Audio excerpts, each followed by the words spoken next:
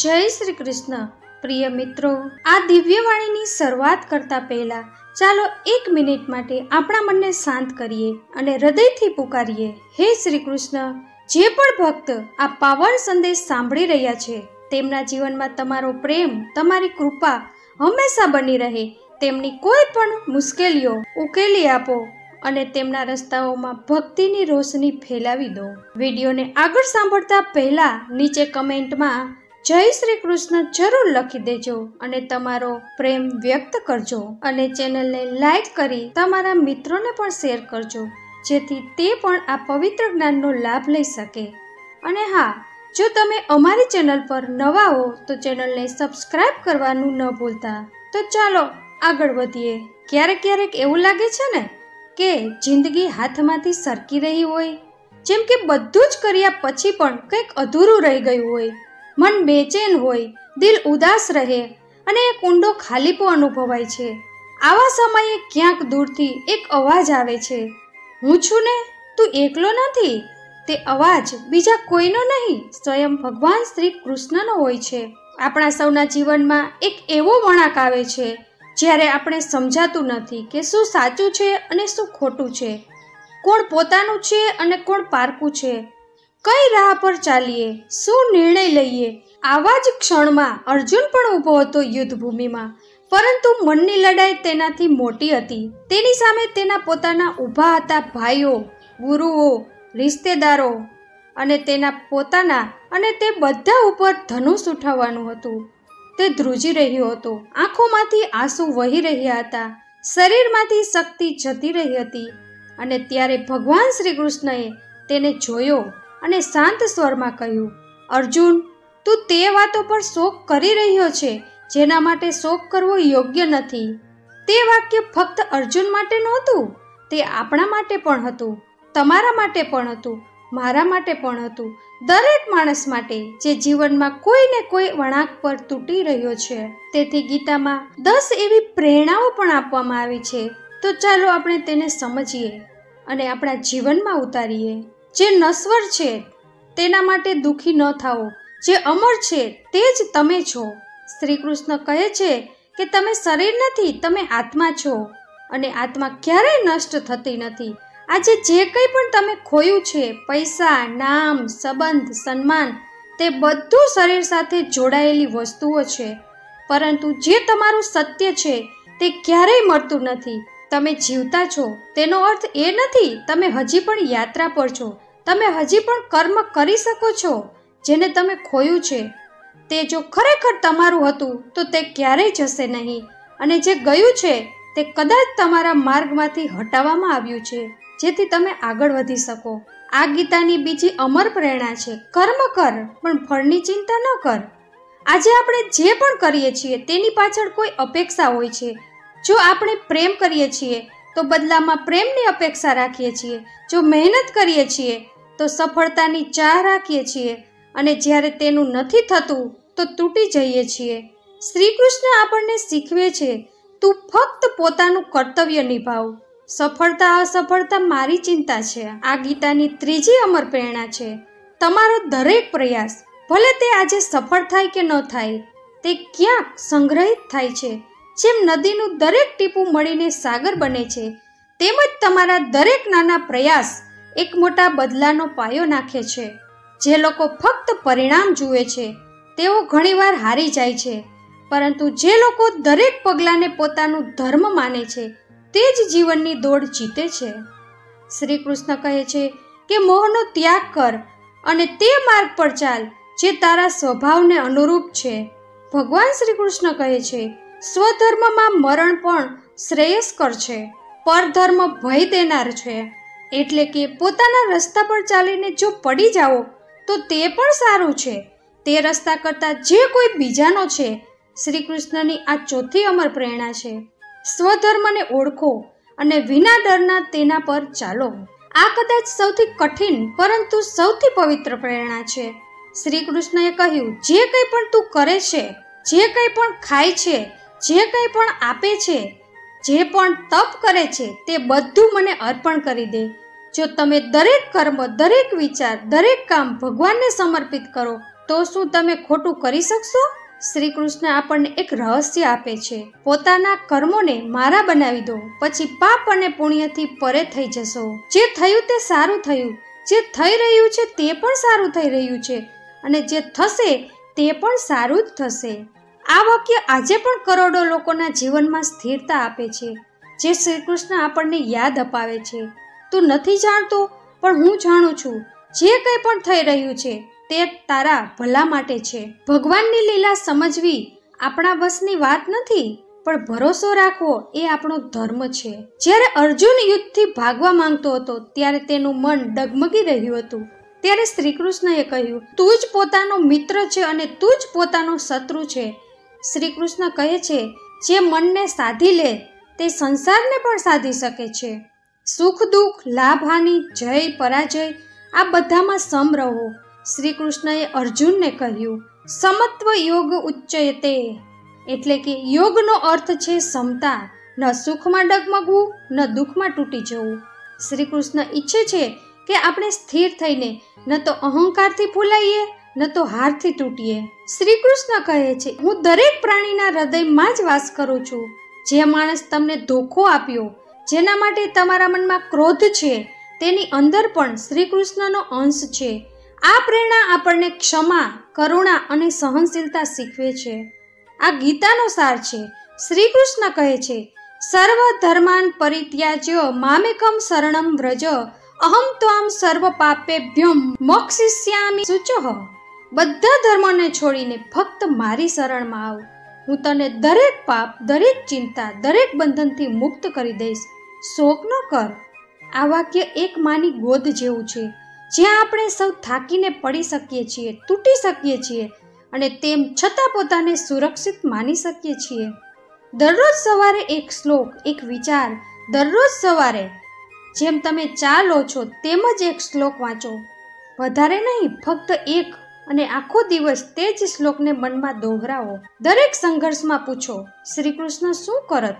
જ્યારે મન ગૂંચવાય, ગુસ્સો આવે કે નિરાશા ઘેરી લે, ત્યારે એક ક્ષણ માટે રોકાવો અને પોતાને પૂછો કે જો મારી જગ્યાએ શ્રી કૃષ્ણ હોત તો શું કરત? દરેક રાત્રે આત્મપરીક્ષણ. રાત્રે સૂતા પહેલા પોતાને એક સવાલ પૂછો, શું મેં આજે ગીતાનો એક પણ સૂત્ર જીવ્યો? આ આત્મપરીક્ષણ તમને ધીમે ધીમે જ્ઞાનથી અનુભવ તરફ લઈ જશે. શ્રી કૃષ્ણ સાથે મિત્રતા કરો, દૂરી નહીં. શ્રી કૃષ્ણ મંદિરમાં નહીં, તમારી અંદર છે. તેમને પોતાના સખા માનો, બિલકુલ તેમજ જેમ અર્જુને માન્યા હતા. દરરોજ તેમની સાથે વાતો કરો, બીજાને પણ પ્રેરણા આપો. જે અમૃત તમે પીવો છો તે બીજા સુધી પહોંચાડો. પોતાના બાળકોને, પોતાના મિત્રોને, કોઈ જરૂરિયાતમંદને આ 10 પ્રેરણાઓમાંથી એક પ્રેરણા પણ આપો. આ 10 પ્રેરણાઓને કાયમી કેવી રીતે બનાવવી તે આપણે સમજીએ. જે બની રહ્યું છે તે થવાનું જ હતું. શ્રી કૃષ્ણ યાદ અપાવે છે કે જે કંઈ પણ તમારી સાથે બની રહ્યું છે તે સંયોગ નથી, પરંતુ સંસ્કારો અને સમયનું પરિણામ છે. પરિવર્તન જ જીવન છે. સ્વયંને સશક્ત બનાવો, બીજાને નિયંત્રિત નહીં. દુનિયાને બદલવાની કોશિશ ન કરો. પોતાને એટલા મજબૂત બનાવો કે દુનિયા તમારું કંઈ બગાડી જ ન શકે. સંઘર્ષથી ભાગવું નહીં, હસીને સામનો કરો. શ્રી કૃષ્ણ તમને યાદ અપાવે છે કે તમે યોદ્ધા છો. તેથી દરેક વખતે જ્યારે કોઈ મુશ્કેલી આવે ત્યારે પોતાની જાતને કહો, હું અર્જુન છું અને શ્રી કૃષ્ણ મારા સાથી છે. જે મળ્યું છે તેનો આદર કરો, જે નથી મળ્યું તેનો બોજ ન બનાવો. સાચું સુખ અંદરથી આવે છે, બહારથી નહીં. જે મળ્યું છે તેમાં આનંદ શોધો, જે નથી મળ્યું તેને મેળવવાની લાલસા રાખો, પરંતુ તેની કમીથી દુઃખી ન થાઓ. મૃત્યુનો ભય નહીં, અમર આત્માનો બોધ. ગીતાની સૌથી ગહન વાત એ જ છે. ના જન્મ લે છે, ના મરે છે આત્મા. તમે આ શરીર નથી, તમે તે ઉર્જા છો, તે ચેતના છો જે ફક્ત અનુભવ કરો છો. દરેક વખતે જ્યારે મન ગૂંચવાય, ગીતા ખોલો. દરેક વખતે જ્યારે ભાવનાઓ વહેવા માંડે, ગીતા વાંચો. દરેક વખતે જ્યારે હાર લાગે ત્યારે શ્રી કૃષ્ણને પુકારો, કારણ કે આ 10 અમર પ્રેરણાઓ છે, કોઈ પૌરાણિક ગ્રંથની વાતો નથી. ભગવાન શ્રી કૃષ્ણ કહે છે, તમે એકલા છો, ડરેલા છો, ક્યારેક કોઈને ગુમાવી દીધા અને લાગ્યું કે હવે કંઈ નથી બચ્યું, તો જરા એકવાર શાંત થઈને શ્રી કૃષ્ણને યાદ કરો. તેમણે કહ્યું છે, જે મારું નામ જપે છે જે મુજમાં વિશ્વાસ કરે છે હું તેની બધી ચિંતા પોતાના ઉપર લઈ લઉં છું. એક વૃદ્ધ મહિલા રોજ એક દીવો પ્રગટાવતી હતી. ઘરમાં કંઈ નહોતું, પણ તે કહેતી, મારા કાના બધું કરી દેશે. એક દિવસ તેનું ઘર સળગી ગયું. લોકોએ કહ્યું, હવે તારા કાના ક્યાં છે? તે સ્મિત કરી, હવે નવું ઘર આપશે. એક અઠવાડિયા પછી ગામનો શેઠ આવ્યો અને તેની સેવાથી પ્રભાવિત થઈને નવું ઘર બનાવી આપ્યું. તેણે કહ્યું, કોણે કર્યું? કૃષ્ણ. કેમ? કારણ કે જ્યારે આપણે તેમને દિલથી યાદ કરીએ છીએ તો આપણા જીવનમાં પ્રગટ થઈ જાય છે.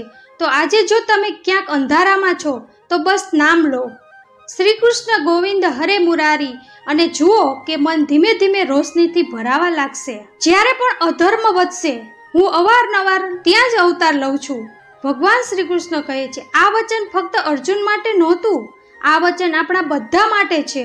દરેક જીવમાં જ્યારે અધર્મ વધે છે ત્યારે કોઈને કોઈ રૂપમાં કૃષ્ણ આવી જ જાય છે. ક્યારેક કોઈ સત્યના અવાજમાં, ક્યારેક કોઈ માના આંસુ લૂછતા, ક્યારેક કોઈ સાધારણ બાળકની માસુમિયતમાં કૃષ્ણ પ્રગટ થાય છે. એકવાર એક નાના ગામમાં એક વૃદ્ધ બાબાને દરરોજ મંદિર તોડવાની ધમકી મળતી હતી. તે દરરોજ સવારે આરતી કરતા અને કહેતા, મારા કૃષ્ણ આવી જજે. અને એક દિવસ અચાનક ત્યાંના અધિકારીઓ બદલાઈ ગયા. મંદિર બચી ગયું. લોકોએ પૂછ્યું, કેવી રીતે થયું? બાબાએ હસતા હસતા કહ્યું, જ્યારે અધર્મ વધશે કૃષ્ણ આવશે, બસ તેમના સમયની રાહ જુઓ. તો જ્યારે પણ લાગે છે કે બધું ગડબડ થઈ રહ્યું છે, અન્યાય થઈ રહ્યો છે, સચ્ચાઈ દબાઈ રહી છે, ડરો નહીં, બસ મનોમન કહો, હે કૃષ્ણ, હવે તારો સમય છે આવવાનો. અને પછી જુઓ, કંઈ ને કંઈ એવું જરૂર થશે જે તમને અંદરથી હલાવી દેશે અને કહેશે, હા તે આવી ગયા. મૃત્યુ મારા માટે ફક્ત પરિવર્તન છે. ભગવાન શ્રી કૃષ્ણ કહે છે, જ્યારે અર્જુન યુદ્ધભૂમિમાં ઊભો રહીને ધ્રુજી રહ્યો હતો, કૃષ્ણએ કહ્યું, જે મળતો સમજી રહ્યો છે તે મળશે નહીં, આત્મા અમર છે. આપણે બધા કોઈને કોઈ પોતાનાને ગુમાવી ચૂક્યા છીએ અને તે દુઃખમાં અવારનવાર આપણને લાગે છે કે બધું સમાપ્ત થઈ ગયું છે.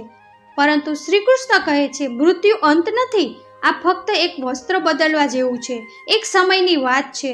એક માએ પોતાના દીકરાને ગુમાવી દીધો. તે દરરોજ મંદિરે આવતી, રોતી.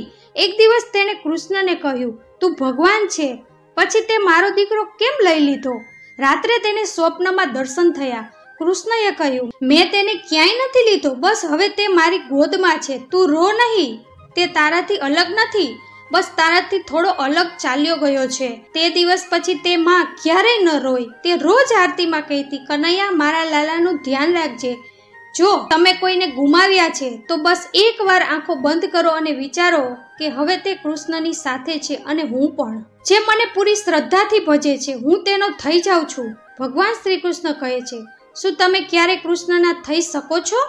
શ્રી કૃષ્ણ કહે છે, હા, જો તું મને મનથી પુકારે તો હું તારો થઈ જાઉં છું. કોઈ મોટો પાઠ, કોઈ નિયમ, કોઈ યજ્ઞ કંઈ જરૂરી નથી. જરૂરી છે એક સાચું મન, એક શ્રદ્ધાથી ભરેલો અવાજ. એક ગોપી જે ભણેલી નહોતી, પણ જ્યારે તે શ્યામ કહે તો કૃષ્ણ દોડીને ચાલ્યા આવતા હતા. એકવાર એક ખેડૂત ખેતરમાં કામ કરી રહ્યો હતો. તેનો બળદ પડી ગયો. તેણે આકાશ તરફ જોયું અને કહ્યું, હે કૃષ્ણ, હવે તું જ બચાવી શકે છે. કહેવાય છે કે તેના બળદને જાણે કોઈ અદ્રશ્ય હાથે ઉઠાવી લીધો. શું હતું તે? શ્રદ્ધા, વિશ્વાસ, ભક્તિ. અને જ્યારે આ ત્રણેય વાતો દિલમાં હોય છે તો કૃષ્ણ ફક્ત મંદિરમાં નથી રહેતા, તે તમારા જીવનમાં, તમારા ઘરમાં, તમારા દરેક શ્વાસમાં વસી જાય છે. સેવાથી મોટો કોઈ ધર્મ નથી. આ તમારા જીવનની કહાની છે. આ દરેક માણસની અંદર ઉદ્ભવતા સવાલોનો જવાબ છે. અને હવે જ્યારે તમે આ પાંચેય ખંડ પૂરા વાંચી ચૂક્યા છો તો હું તમને એક વિનંતી કરીશ, આ શબ્દોને બંધ ન કરો, આ અનુભવોને વહેંચો, કોઈ એકને ગીતાનો સંદેશ આપો. તમે તેનું જીવન બદલી દેશો. અને જો ક્યારેય મન ફરીથી ડગમગાય તો આ શૃંખલાને ફરીથી સાંભળો, કારણ કે શ્રી કૃષ્ણની વાણી દરેક વખતે નવી ઉર્જા, નવી દ્રષ્ટિ, નવી પ્રેરણા લઈને આવે છે. તો મિત્રો, મને આશા છે કે તમને આજનો વિડીયો જરૂર પસંદ આવ્યો હશે.